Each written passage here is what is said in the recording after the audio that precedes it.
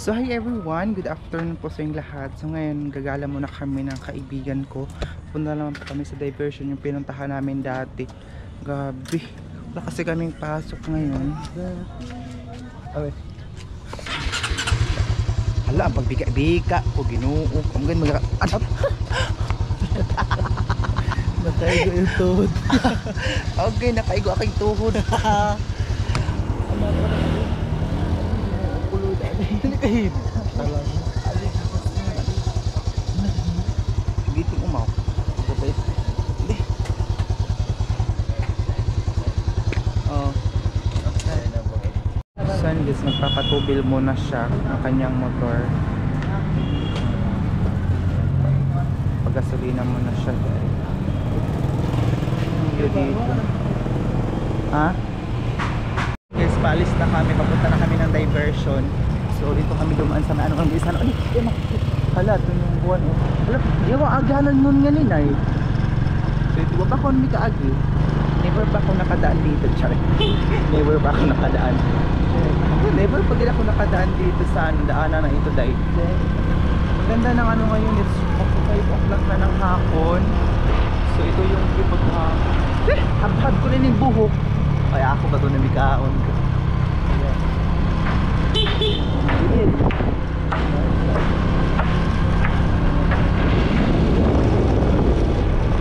Ganda pag may motor day no? Ay maka-vlog tayo na ganito. Siya wow.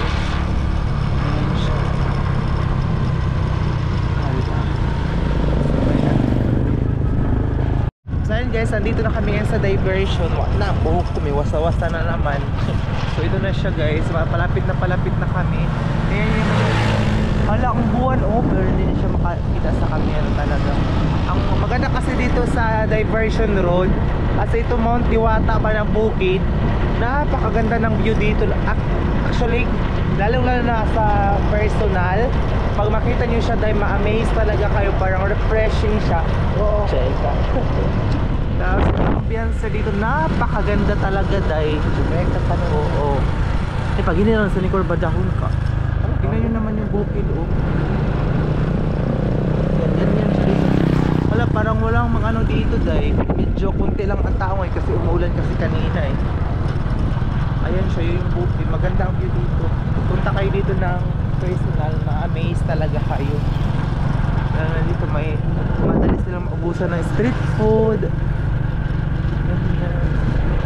Kunti lang kasi nagbibenta dito ng street. Ay, open na sila kanina. Open na sila nga dito. Ayan siya, dahan-dahan lang tayo dito. Chat. Dahan-dahan lang na eh. Kunti lang ang tao dito ngayon. May pasok kasi. Okay, ano ba? Ah, pwede dito maka-shot-shot. Charit.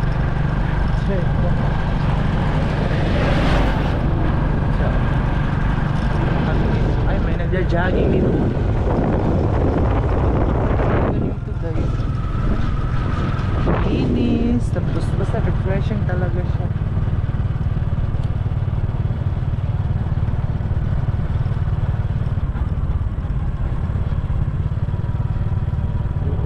Sa far away. Ano na dapat tumakahoy na yun? Kaya nilog na videohan. Ito ba kami na ito kami ni ate mo? Ganda ng sapatos ni kuya. I like the color. Wow! Napakagandang tanaw. Hala, ang ganda talaga ng ano oh, Diwata Festival. May nag-ano, ha? Harvest. May nag-harvest dito naman. Harvest din or harvest lagi. Ng humay. Eh palay pala, sorry. Sabi ko, saan yun? Video.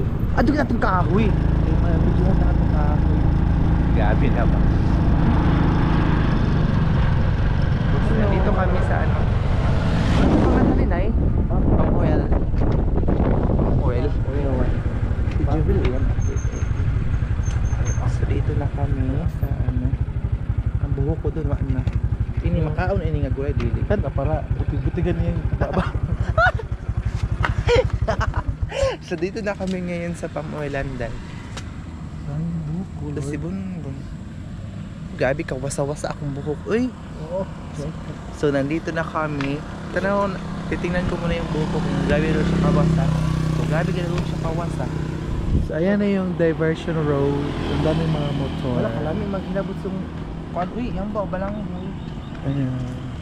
Buwag ka. Hirap tao. Ayan yung mga ito. Diba? Maganda. Ito yung mga palm oil. Palm oil. So dito tayo ngayon, tutur ko kayo dito sa aming tanim. Dito kami sa tanim namin na kamuting kahoy. Diyan. Ayan. Hala, miss ko na siguro mga malaki na yung kamuting kahoy sa bahay. Yung mga tinanim ni Papa, no? Ito yung mga kamuting kahoy. Ayun, may nag-i-snack doon, oh. Nagdi-date sila. So kami na ang kaibigan ko. Kami lang muna nandito. Dati, yung pumunta kami dito, maraming mga tao. Siguro ngayon, kasi may pasok pa. Ngayon wala kasi kaming pasok ngayon. So instead na magmukmuk tayo doon sa boarding house. So pinasama ako ng kaibigan ko dito. Halang ganda ng buwan, oh. Tingnan yung diversion, oh. Tingnan yung diversion din. Ang ganda kasi yun talaga ang highlight dito, yung bukid, yung bundok. So ano sila doon, nagko-coffee or nag-milk tea sila dahil. Ayan. Tapos na may nag-harvest. Ate kita napit na panapanaw kita nga dito. Ate kita itong ka-harvest, panapanaw kita. So magbablog muna kami dito. Nakita ko sa inyo yung nag-harvest. Ayan.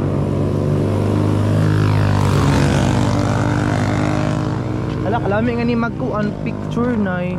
Pero pangit ba kaya balang huy. Yan bang makarata na ang bukid ba? So nandito na tayo. May tingnan nyo yung guys, pina-harvest nila na dati lang siya, mano-mano lang, magarab ang tawag. Ngayon makina na siya. Makina na ang nag-harvest ng palay. Pero malayo ba? Teka, di ako tawag dito, mag-profile ba? Sige na, i-picture ako na ibi. So yun guys, balik na kami doon sa punta kami doon sa may street food nila. Titingnan natin kung ano yung best na pagkain na doon sa street food. Hindi ko alam dito, no? Hindi ko naman nila lahat, no? Hindi ko alam kung bakit yung may mga matanda pa, sila pa yung mas bully, day. Hindi ko alam sa kanila, day. Hindi naman inaano. Pero grabe makapagtawa. Diyos ko. Tsari. Babayaan na natin sila kasi hindi sila masaya sa buhay nila. Tayo masaya tayo sa buhay natin. So, enjoy lang natin. So, yun eh. Babalik na.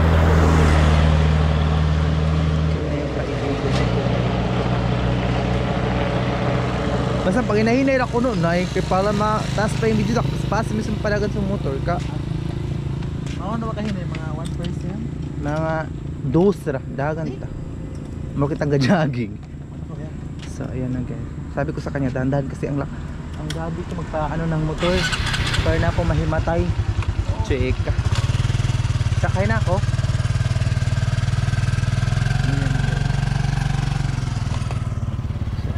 Ika maglisa daw gud ako pagsakay. Ano pa pala bitaw na isla kami gabi ako pagkapos kita ano ni kuan ko. Just vlogs. Abi ginoo ko kahoy na ba magsakay eh. So ayan na. Punta na kami doon sa street food. Masudlay kung may bilin kay Taya.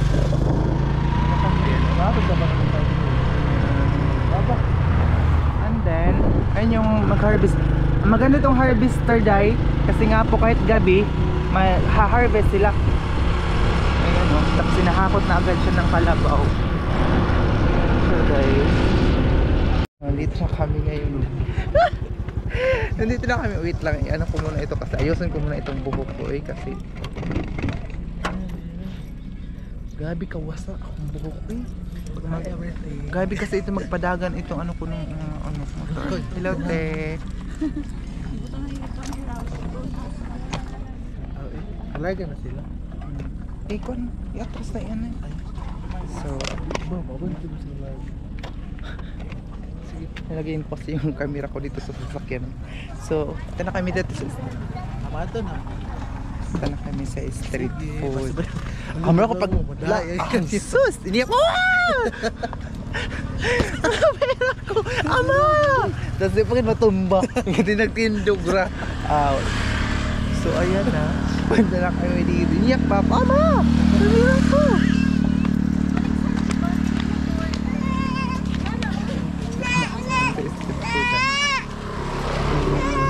Ay, gamay na ang pagkaon. Ha? Sino ba? Kain. Kaon mo na ako. Sama nalingin na no.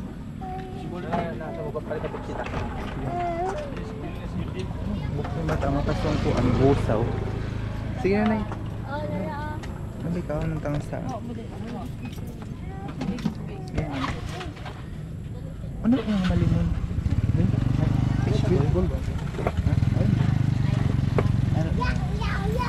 Nagpila na siya, te.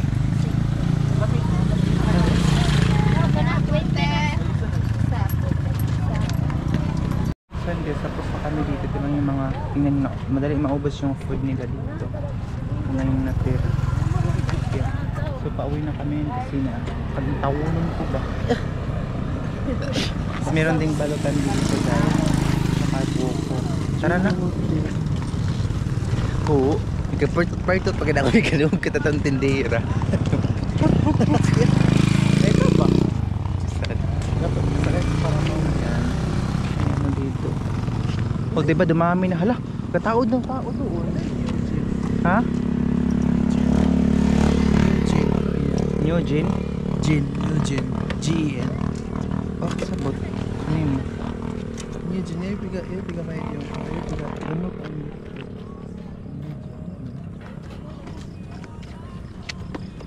genre? Ambot?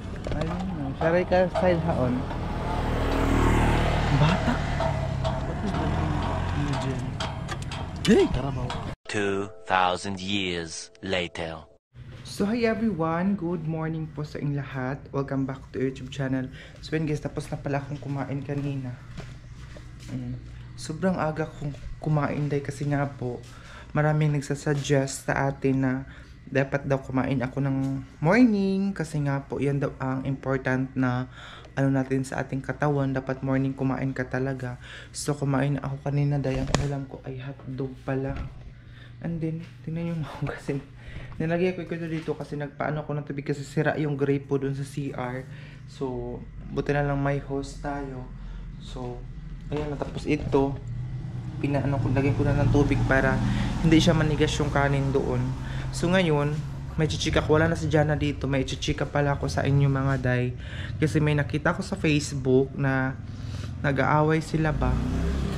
Nag-aaway na magkakaibigan. So alam nyo po ba sa ngayon, sa panahon natin ngayon day, wala na talagang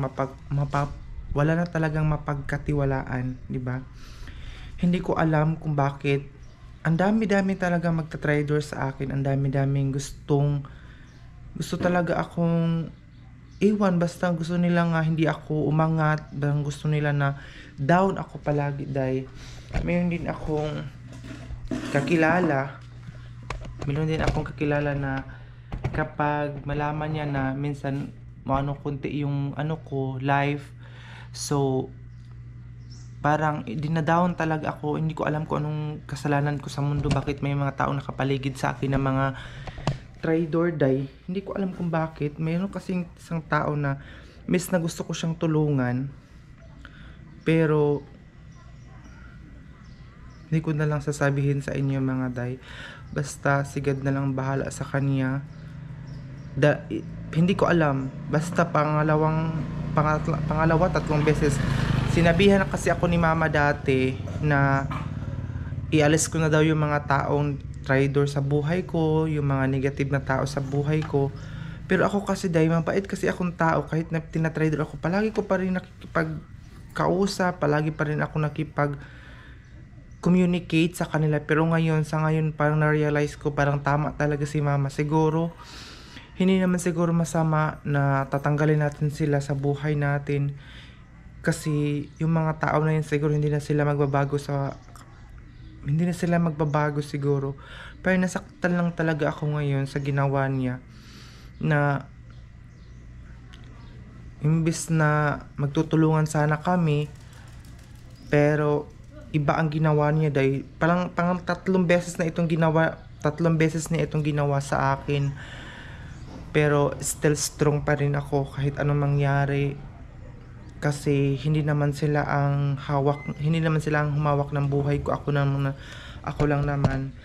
So, kahit even si Jana kahit si Jana yung palagi nandito, kahit palagi ko siya sinasabihan na yung traidor siya, ganito ganyan, pero okay lang kami kasi we're just friend, 'di ba? Pero may isang tao talaga na hindi ko alam na kahit gusto ko siyang tulungan, pero hindi siya tulungan sa financial, tulungan na magkakapera din siya. Pero tinatraidor niya ako palagi. Ilang beses niya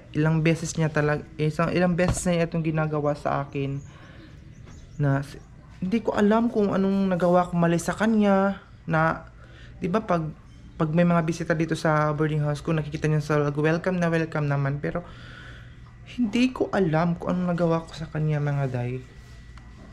I'm always asking myself, bakit niya nagawa sa akin palagi to, na siguro sabi ko sana nakikinig lang ako kay mama. Siguro dati matagal na wala na sila sa buhay ko.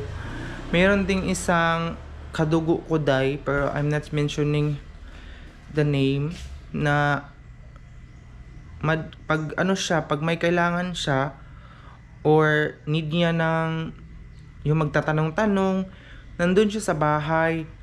Pero pag yung wala na siyang problema or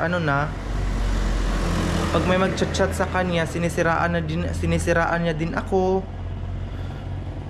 Ginoo ko, ano bang nangyari sa mga tao na to eh?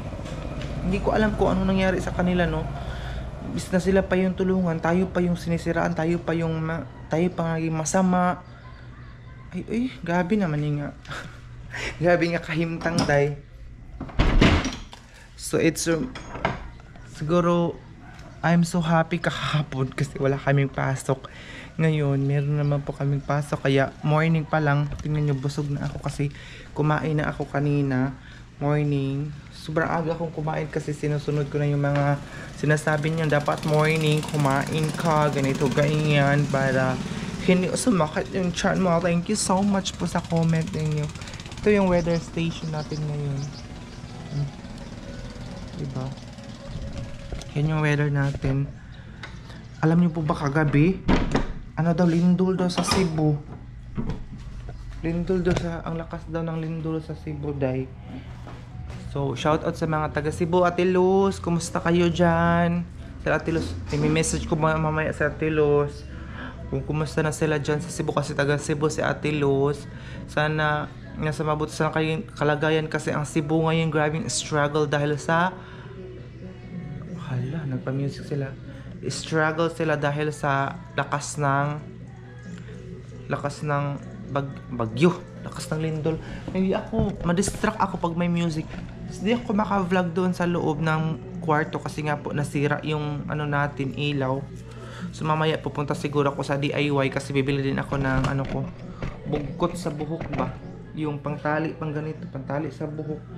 Para kasi sabi niyo, isa din sa mga nakaka-pimples ay ang buhok na sa face natin. So siguro mamaya pupunta ako sa DIY para maghanap tayo ng pantali sa buhok or bugkutay ba tawag sa amin, ipit or bugkutay. So kahapon kasi si Jana, pumunta siya kahapon dito, nagluto ng isda.